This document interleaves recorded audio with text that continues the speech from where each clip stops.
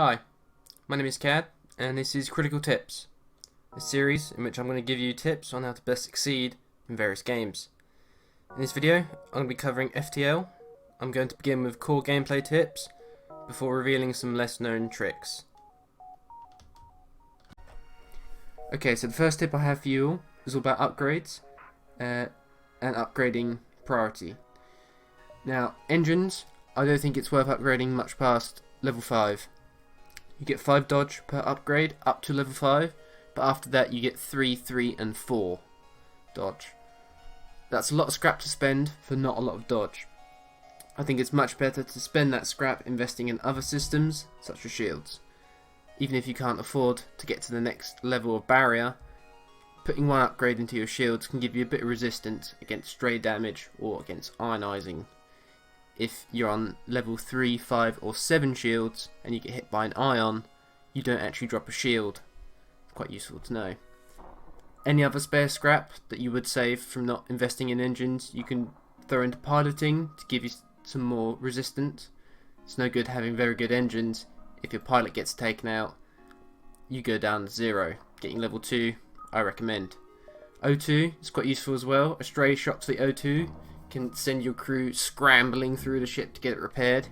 If you have level 2, you can keep those crew members in their systems and gets you better efficiency with your weapons, shields or dodging.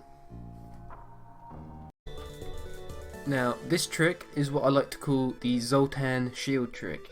It requires 2 Zoltan crew or more if you had 4, but I recommend doing it with 2. And you put them in the shield room because each Zoltan gives you 1 bonus power to whatever system they're in. So you can see here we've got 2 Zoltan bonus power in the shield. Now what this means is that if it gets hit by an iron weapon, like this ion stunner here, despite it being ionized, the shield will not drop. And we'll see this in a second here. Yeah, see right there. The shield is ionized but is not dropped. So if you do this trick, you've always got at least 1 level of shield. This next tip I like to call how I learned to stop worrying and love the bomb. Now bombs are one of my favourite weapons in FTL. They're very versatile. They do use missiles, similar to regular missiles. However, they don't get shot down by defense drones. So bombs can be used in a support role, in my opinion. You can use them to help power down shields, you can use them to damage crew, you can use them to get rid of piloting, which is quite good before a big volley. They're very, very good in my opinion, and if you ever have a chance to pick up a bomb or swap your missile for a bomb, I would always take it. Okay, this next trick is about cloaking and about how to best avoid weapon fire. If you have a cloak, you want to wait till they're fired, until just then, because if you wait before they're fired, they will still have their weapons charged and ready to shoot you, and obviously if you wait until they've hit you, it kind of negates the point of having a cloak. So if you ever have a cloak, wait until just the moment after they're fired. This next tip is more of a general tip. It really does depend on what ship you're using. For example, the Red Tail here, I think has very good weapons for the start. There's 4 basic lasers that all have an identical charge time. It makes it very good at popping through shields. These 4 weapons can get you quite far into the game without having to upgrade. So in this case, this ship you want to focus on defences, shields, engines, more systems.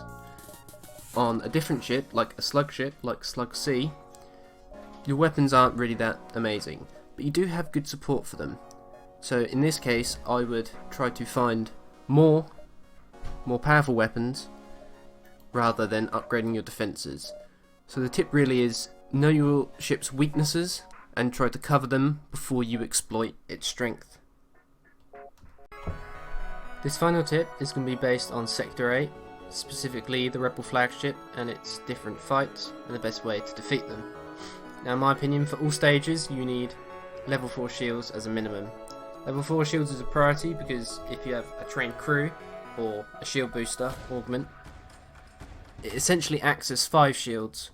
You don't get this benefit from 3. 3 doesn't really go to 4, but the recharge time on 4 shields just about makes it into essentially 5 shields.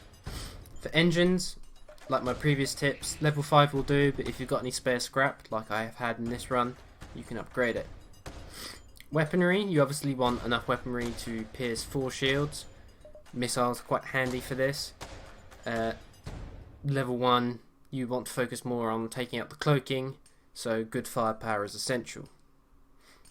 For stage 2, you really want defense drones, and if you can, anti-drones, because you're going to get a lot of firepower coming your way in stage 2. Now, a teleporter I don't think is necessary, but it's quite nice. If you have a good boarding crew, you can take out the missile weapon or the laser weapon quite early on and get rid of their crew. This is going to limit their fire rate and also give you a bit of breathing room in order to get through the 4 shields of the flagship. That's all the tips for this video. I might do a part 2 in the future for some of the many tips that I've left out. I hope this video was useful and I hope that you enjoyed it. Thanks for watching.